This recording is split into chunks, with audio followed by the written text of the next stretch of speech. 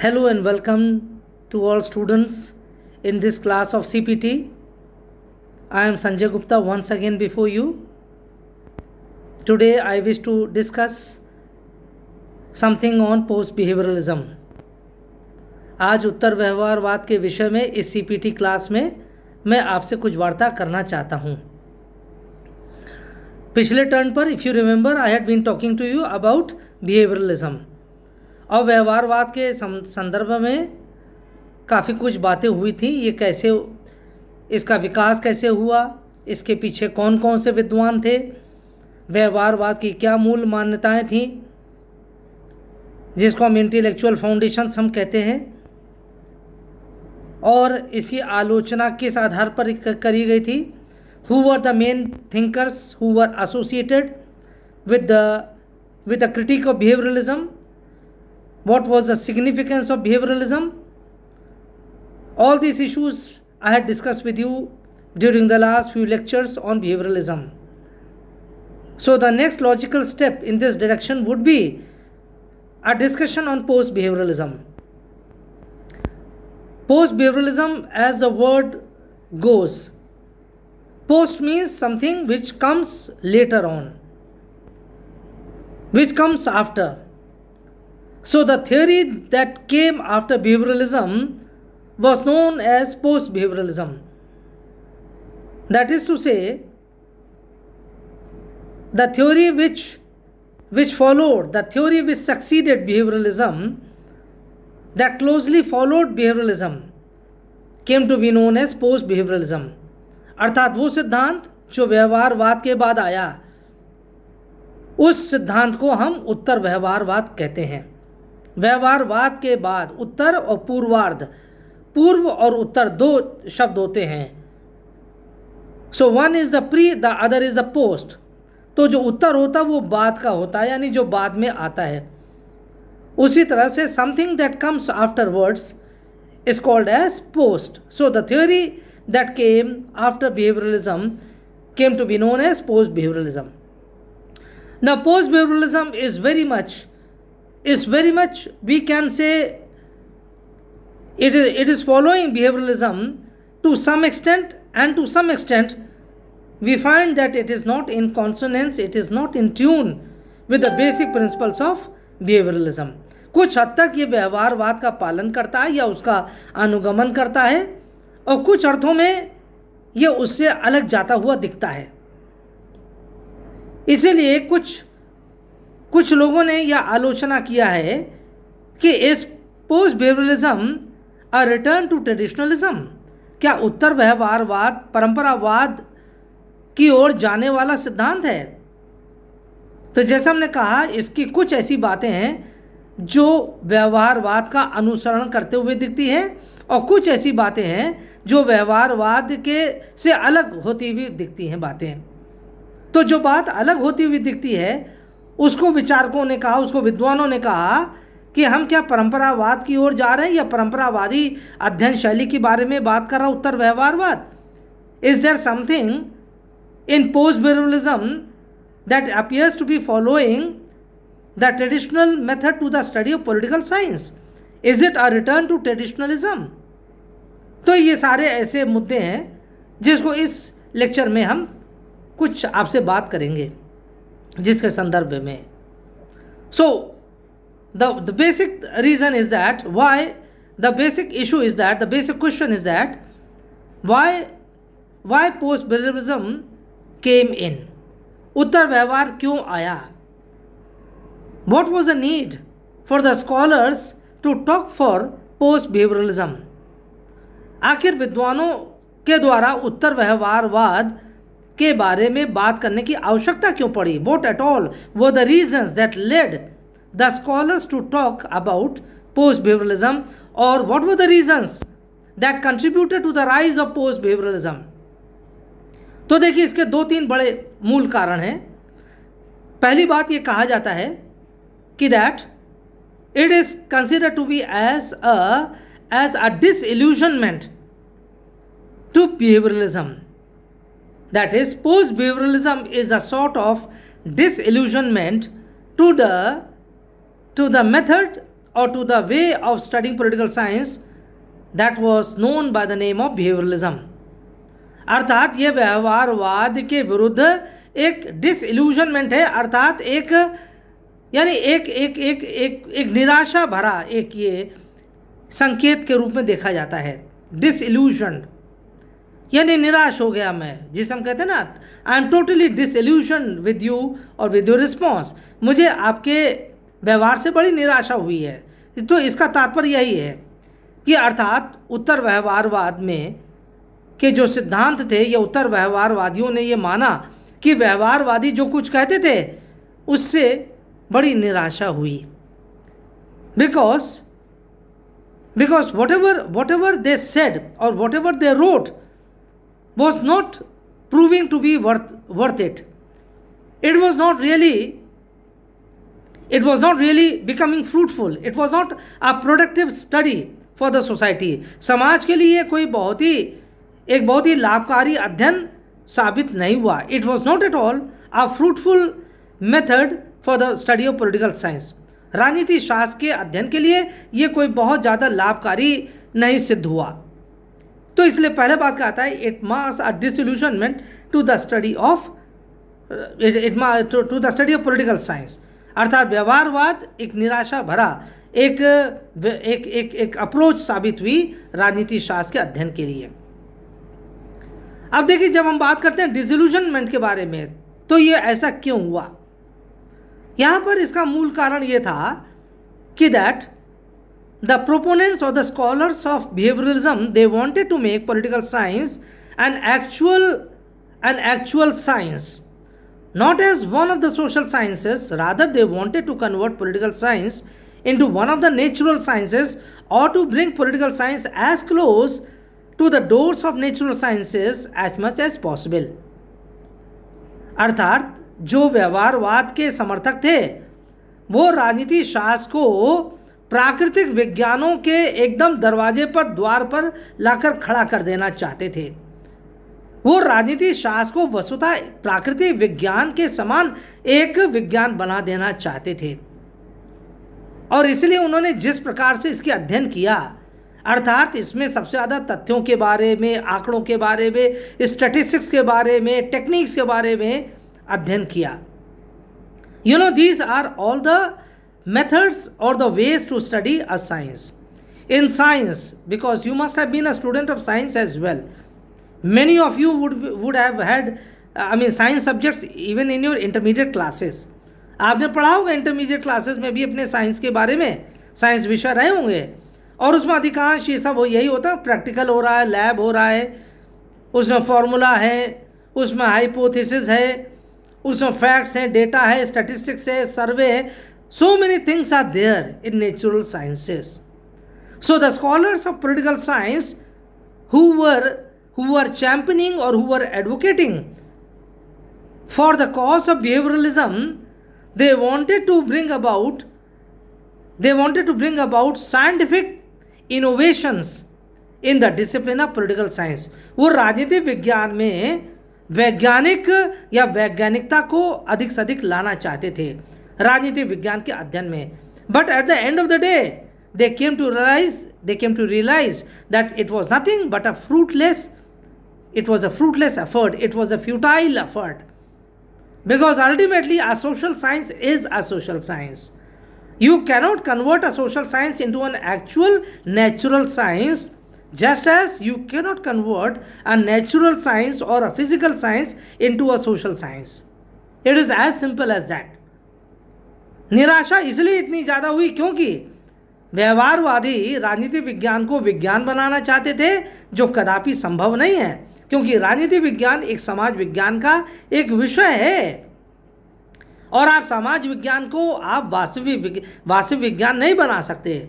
उसी तरह से जैसे आप वास्तविक विज्ञान को, वास्तविक विज्ञान यानी जैसे फिजिक्स, केमिस्ट्री, मैथ्स, ये सारे जो रियल साइंसेस हैं, एक्चुअल साइंसेस हैं, जिस तरह से आप रियल साइंसेस को सामाजिक विज्ञान नहीं बना सकते, जिस तरह से आप एक्चुअल साइंसेस को सोशल साइंसेस नहीं बना सकते, उसी प्रकार से सोशल साइंस को आप रियल साइंस नहीं बना सकते. और जब इन लोगों को ये आभास हुआ बहुत समय के बाद, then they got very much disillusioned. तो इसलिए हमें जानना होगा क्यों व्यवहारवाद से लोगों का मोह भंग हो गया, क्यों इनको इतनी ज़्यादा निराशा हो गई, क्योंकि they wanted to make social science, they wanted to convert social science, that is political science, which is one of the disciplines of social science, they wanted to convert it into a physical science or a natural science, which is not at all possible. तो एक तो निराशा का एक कारण ये हुआ, ठीक। दूसरा निराशा का कारण ये भी था कि there was a fact value dichotomy in the study of behavioralism, अर्थात व्यवहारवाद के अध्ययन में मूल्यों और तथ्यों के मध्य स्पष्ट अंतर कर दिया गया था। That there was, you can say, a dividing wall or a dividing line that was a dividing wall that was erected between values and the facts, अर्थात मूल्यों और तथ्यों के मध्य एक दीवार खड़ी कर दी गई और यह मान लिया गया that the both are not connected with each other, both are not related or interrelated to each other. सत्य और तथ्य दोनों में कोई संबंध नहीं है, कोई किसी प्रकार का कोई तादात्म्य नहीं हो सकता है। both are strangers to each other. और जब इस प्रकार का इन लोगों ने एक दीवार खड़ी कर दी, एक आर्टिफिशियल बाउंड्री जब इरेक्ट कर दिया, then it became a very mechanical type of a study. There, whereas when you are a student of social sciences, आप इकोनॉमिक्स पढ़ रहे हो, आप पॉलिटिकल साइंस पढ़ रहे हो, आप हिस्ट्री पढ़ रहे हैं, these are all human sciences. ये सब मानव विज्ञान है, ये सब मानवों से संबंधित विज्ञान है। And you cannot convert these human sciences into a mechanical science. Mechanical science का मतलब है क्या? आप मैकेनिकल इंजीनियरिंग की तरह नहीं पढ़ सकते, आप इलेक्ट्रिकल इंजीनियरिंग तरह से नहीं पढ़ सकते, आप निर्जीव वस्तुओं का अध्ययन नहीं कर रहे हैं अपने विज्ञान में, अपने सामाजिक विज्ञान में। यही तो अंतर है, विज्ञान जो है निर्जीव वस्तुओं का अध्ययन करता है। निर्जीव क्या हुआ? आप इलेक्ट्रॉन्स के बारे में, प्रोटॉन्स के बारे में, न्यूट्रॉन्स के बारे में आप अध्ययन कर रहे हैं। आप इंजीनियरिंग में पता नहीं क्या क्या अध्ययन करते हैं, which are not living creatures like humans. जबकि जब आप मनुष्यों का अध्ययन कर रहे हैं तो वहाँ पर आप मनुष्योजनित आपके पास संवेदना होनी चाहिए। But if you are a robot perhaps you cannot study social sciences. इसलिए social sciences are very much connected with human emotions, with human sentiments, and these human emotions and sentiments, they are collectively called as values. इन्हीं को मूल्य कहा गया है। इसलिए जब तक यदि आप मानवों का अध्ययन कर रहे हैं, मनुष्यों का अध्ययन कर रहे हैं, तो आपको मूल्य आधारित अध्ययन करना होगा। आप मनुष्यों से संबंधित जो संवेदनाएं होती हैं, आकांक्षाएं होती हैं, जो कष्ट होता है, जो प्रसन्नता होती है, अर्थात जो मनुष्यों में जो आवेग और संवेग होते हैं, आपको उससे परिचित होना होगा। और अगर देखिए साइकेट्रिस्ट जो होता है, साइकोलॉजिस्ट होता है, अगर वो उसमें संवेदनशीलता ना हो, अगर वो मनुष्यों के आवेगों और संवेगों का अध्ययन ना करे या इसमें पारंगत ना हो, तो क्या वो किसी प्रकार का उपचार कर सकता है? आपका कोई डॉक्टर आपको उपचार कर सकता है अगर वो मनुष्यों का उसने अध्ययन ना किया हो? Therefore, values, what are values? These are the values. Values are something that are associated with human beings, with the study of human beings. But when you are not studying a human, then you become automatically a different creature. इसलिए व्यवहारवाद में बहुत बड़ी कमी थी। उसने ये कहा हमें मनुष्यों का अध्ययन करना है, लेकिन मनुष्यों के अंदर जो आवेग और संवेग होता है, हमें उससे कोई लेना देना नहीं है। हमारा काम बस तथ्यों और आंकड़ों को इकट्ठा करना है, उसके आधार पर एनालिसिस कर देना है। हमें निर्धनता का अगर हम अध्ययन कर रहे हैं, if we are studying about poverty, if we are studying about empowerment, we are simply expected to collect the data. We are simply concerned with statistics and the analysis of those statistics. That's all. हम interview करेंगे, हम sampling technique से हम आंकड़े इकट्ठा करेंगे और बाद में उसका एनालिसिस करके हम उसको टेबुलर फॉर्म में, डायग्रामेटिक फॉर्म में हम उसको रिप्रेजेंट कर देंगे, हमारा अध्ययन ही हो गया। But this is not a complete study. इसीलिए ये जो बहुत बड़ी कमी देखा गया है, इसी को कहते हैं फैक्ट वैल्यू डाइकोटमी। तथ्यों और मूल्यों में जो विच्छिन्नता पाई गई, इसको लेकर बहुत ज़्यादा समस्या उत्पन्न हो गई थी। इस वजह से भी डिसइल्यूजनमेंट हुआ, because at the end of the day the behavioralists they were simply groping in the dark. They had not been able to study the manifold human problems or the human miseries that were still very much on the ground, and these behavioralists simply focused on collecting data, whereas they failed to study the extent of the human devastation. अर्थात तीसरी दुनिया के देशों में कितना ज़्यादा exploitation, कितना suppression था, उसका ये अध्ययन नहीं कर सका। ये केवल एक दूसरे चीज़ का अध्ययन, एक साइंटिफिक आपके लिए डेटा का साइंटिफिक मैनेजमेंट टेक्निक से अध्ययन किया, और इस वजह से इनका अध्ययन अपूर्ण माना गया। ये दूसरा एक कारण था। तीसरा एक कारण ये था डिसइल्यूजनमेंट का, और वो ये कारण था कि that these behaviouralist thinkers that they were largely sitting in their air conditioned research rooms. ये जो व्यवहारवादी विचारक थे, इनका जो भी अध्ययन हुआ, ये सब बड़े बड़े वातानुकूलित कमरों में बैठकर हुआ। They kept sitting in their AC rooms. They were surrounded by all kind of amenities, by all kind of comforts in their research laboratories or their research institutions. They never moved out in the open to study or to testify what they were studying, whether that was actually true or not on ground. जो ये सब कुछ अध्ययन कर रहे थे अपने वातानुकूलित कक्ष में बैठकर, बड़े बड़े जो थ्योरम्स और मॉडल्स और समीक्षाएं और ग्रैंड एक्सप्लेनेशन और थ्योरी जो बना रहे थे, they were focused only on these things, but they never tested their own theories. Whatever formulations they were coming up with, whatever gestures or whatever hypotheses they were creating, they were building, or whatever explanations they were trying to give about the political system, about the state, about the world, that were all these things, they were not being tested against what was actually happening on the ground. वास्तव में क्या घट रहा है उसके बारे में ये कुछ नहीं बता सके। उस समय 20वीं शताब्दी में दूसरे विश्व युद्ध की समय आप जानते हैं कि the Second World War broke out in the year 1939, just as the First World War broke out in the year 1914. But both these world wars they couldn't be inquired into, they couldn't be investigated by the behavioralist thinkers. दूसरा विश्व युद्ध हुआ, दूसरे विश्व युद्ध के समय तो व्यवहारवादी थे जिनका डंका बज रहा था चारों तरफ, but they were unable to give explanations. Why at all the Second World War broke out? What were they doing? Why couldn't they predict? Why couldn't they foresee that a huge tragedy is going to struck? It is going to struck the humanity of the world. वो इस बात को क्यों नहीं बता सके कि दुनिया में एक बहुत बड़ी आपदा या विपदा आने वाली है दूसरे विश्व युद्ध के रूप में. Hitler was on the rise. His regime was on ascendance. And he was day by day becoming more brutal. But all these things, they couldn't be looked into by the behavioralists. They continued with their grand theories, explanations, model building, research techniques, all these things that were least connected with what was actually happening in the actual world of politics. इसलिए ये बहुत बड़ी समस्या थी. Then there were other problems as well.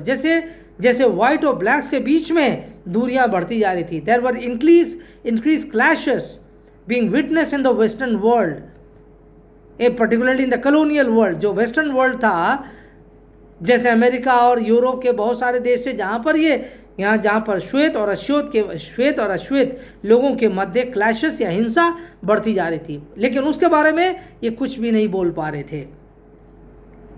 ये भी समस्या थी और भी बहुत सारी समस्याएं थी. समाज विघटन हो रहा था.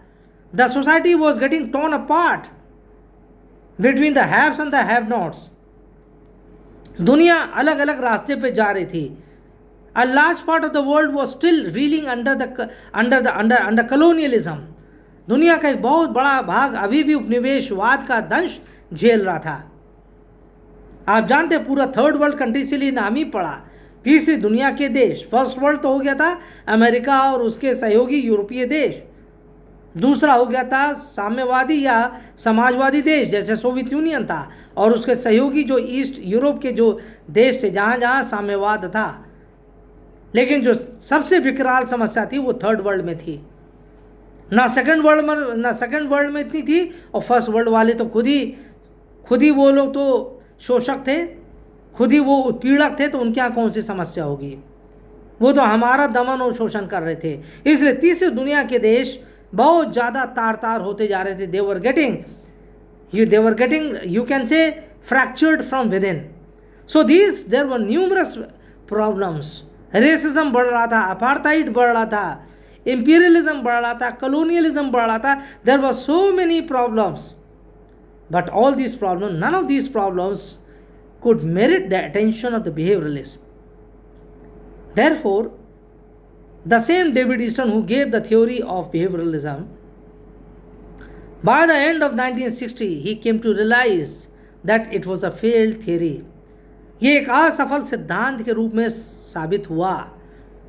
It turned out to be a grand failure, behavioralism. David Easton himself realized that what kind of study did he initiate? किस प्रकार के उसने अध्ययन को आगे बढ़ाया?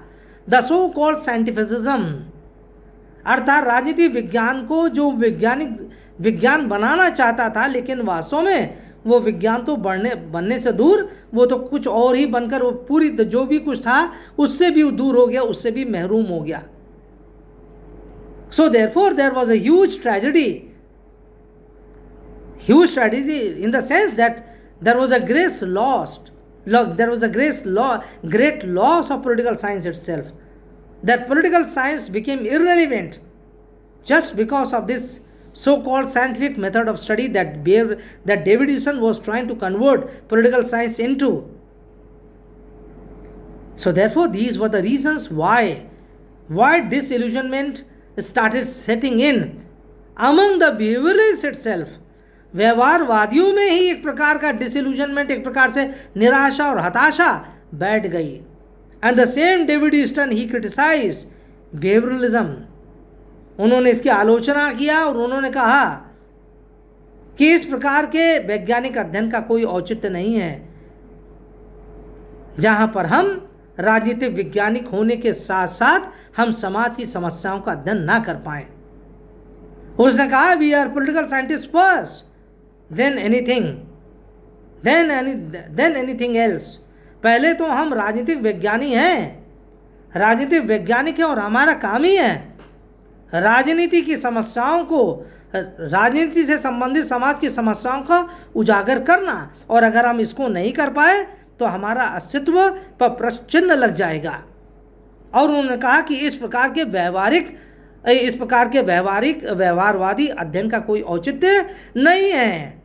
इसलिए उसने कहा सबसे बड़ी कमी जो हमारे अध्ययन में है वो औचित्यता की है. औचित्यता, that is relevance. Credo of religion, इसको कोट करता है, क्रीडो ऑफ रेलिवेंस, अर्थात उसने कहा प्रासंगिकता का धर्म. क्रीडो ऑफ रेलिवेंस हम कहेंगे प्रासंगिकता का धर्म, यही नहीं हमारे अध्ययन में. अब समझ लीजिए प्रासंगिकता से मतलब औचित्य है. अल्टीमेटली जो उसने इंटेलेक्चुअल फाउंडेशन जो उसने कहा था, 7 जो उसने चरण बताए थे व्यवहारवाद के अध्ययन में, उसने कहा था ये 7 इंटेलेक्चुअल फाउंडेशंस हैं, 7 आधारशिलाएं हैं व्यवहारवाद की, जो 7 चीज़ें बताता है वो. उसने कहा ये जो 7 बौद्धिक आधारशिलाएं हैं, ये इससे हमारे विषय की औचित्यता नहीं सिद्ध हो पाई. We have failed to establish the relevance of our subject, that is of our political science, through the road of behaviourism.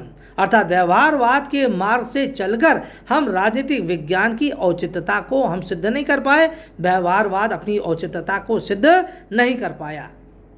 इसलिए उसने कहा अब से हमारा अध्ययन जो भी होगा, हम राजनीति शास्त्र में जिस भी प्रकार से अध्ययन करेंगे उसका जो मूल मंत्र होगा वो है रेलिवेंस का। रेलिवेंस, प्रासंगिकता, औचित्यता, प्रासंगिक होना चाहिए अध्ययन, जिसे हम दूसरे शब्दों में कह लें सोशली रेलिवेंट स्टडीज होना चाहिए, सोशली रेलिवेंट रिसर्चेस होना चाहिए, अर्थात सामाजिक रूप से प्रासंगिक शोध होना चाहिए, सामाजिक रूप से प्रासंगिक अध्ययन होना चाहिए, और वो अध्ययन जो समाज के लिए प्रासंगिक नहीं है, that is such a study or such a research which is not at all relevant for the society is meaningless, it is fruitless।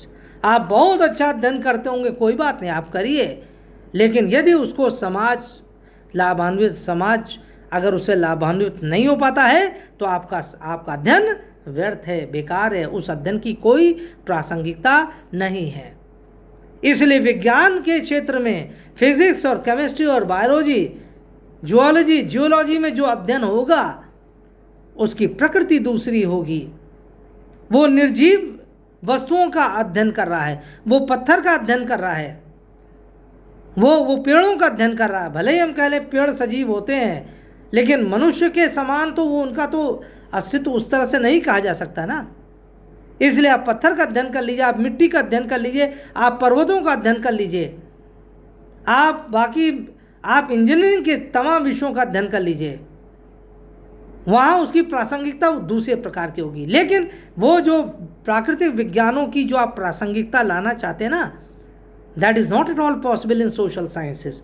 और आपने लाकर देख लिया, you have seen what has been the end result. अंतिम परिणाम क्या आया? That is a big big failure, a golden no no, a big no no, a big big no.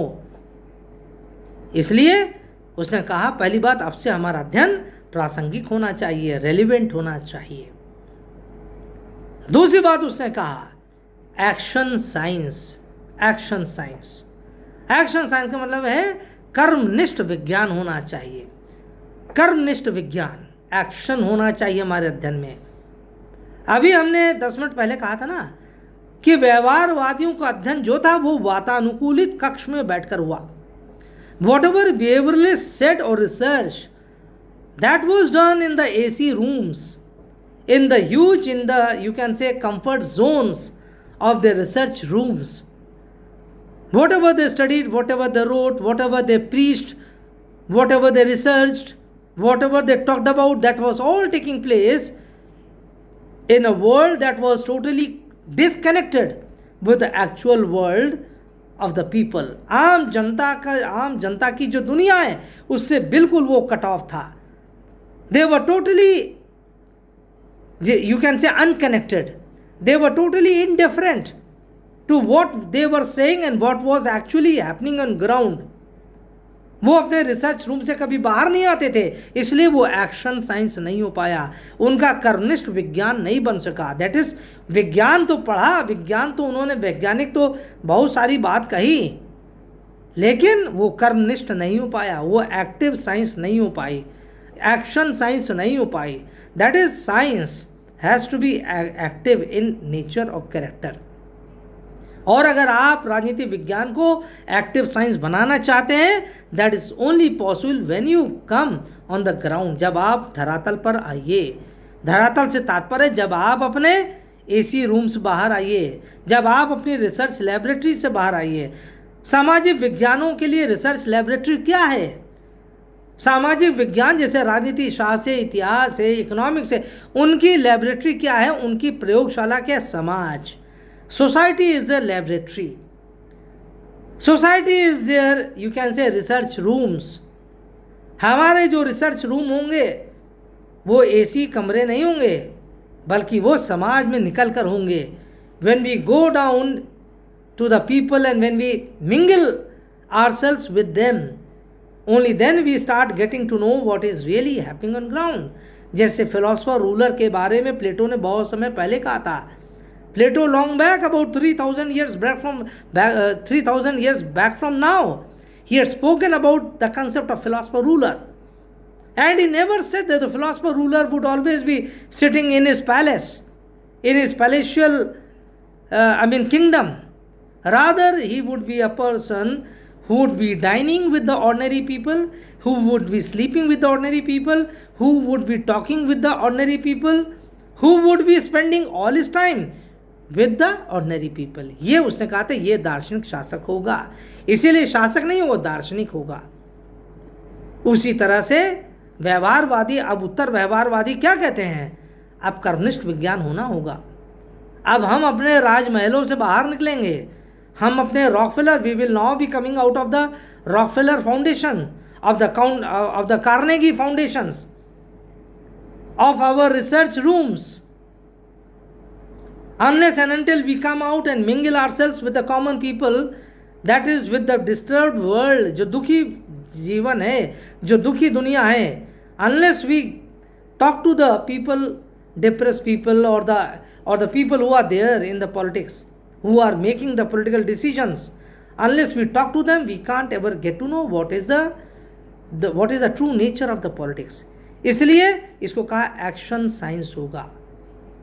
And therefore, post-Beverley say it is better to be vague than to be irrelevantly precise.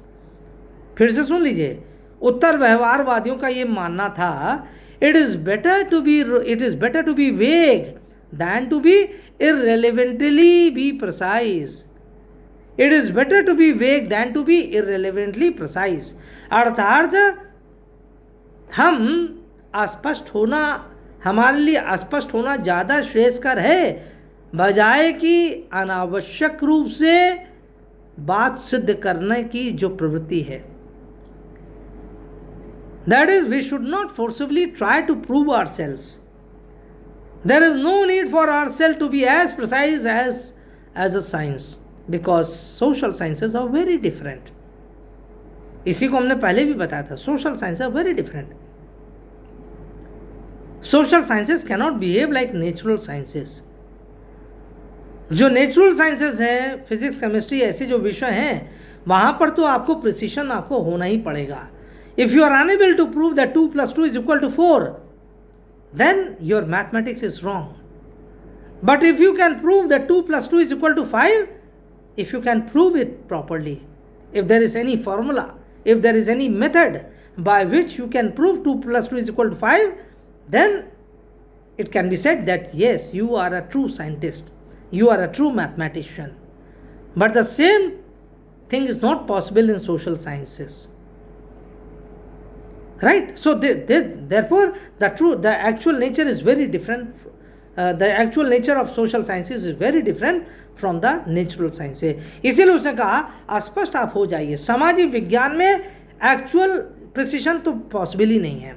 आप वास्तविक रूप से बिल्कुल आप निश्चितता के साथ बोल लें कि हाँ, आज 4 दिन से हम देख रहे हैं ये व्यक्ति, ये शासक ऐसा काम कर रहा है, 5वें दिन भी ऐसे उसकी हरकत होगी. No, this is not possible. Ultimately, an individual is an individual, whether he is a king, whether he is a prime minister, whether he is a president, whether he is a dictator, or whether he is an ordinary person. An individual cannot be predicted to behave in a certain robotic manner.